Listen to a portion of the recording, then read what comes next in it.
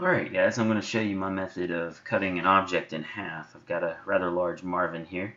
I'm going to copy him and paste him over to the side. Just anywhere right here will do. Sometimes I do this just one object at a time, but in this case I'm going to show you both so you can see the top half and bottom half at the same time. I'm going to drag a box out here. I want this box to be large enough to completely cover the bottom half and then the top half of my Marvin. So what I'm going to do is figure out the best place to cut this guy in half. That would probably be somewhere around his eyes, probably about right there. I'm happy with that. Okay, so what I'm going to do is, let me just make sure it's covering the whole thing. It looks like it is. I'm going to duplicate this box, and the way you do that is hold down Control and hit D. Control D is duplicate, and now I can drag up my second one that I just duplicated and place it right on top. I need to make sure there is no gap here. Looks like that completely covered it. I'm gonna check. Yeah, you can tell that goes down below.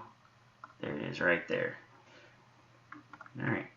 Now that I have that one, I'm just going to move it over, slide it over to the side, make sure it's covering this Marvin. Looks like it is barely, but it is.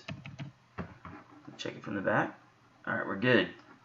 So now I'm just going to turn this into a hole, turn this into a hole, select the first Marvin, hold down Shift and select the hole. I'm going to group those together. Takes a few seconds. I'm going to select this hole, select this Marvin, group them together.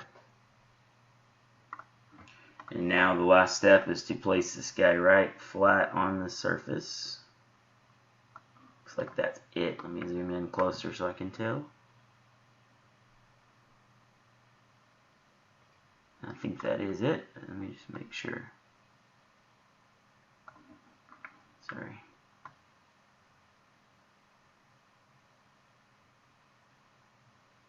There it is. Make sure it says 0.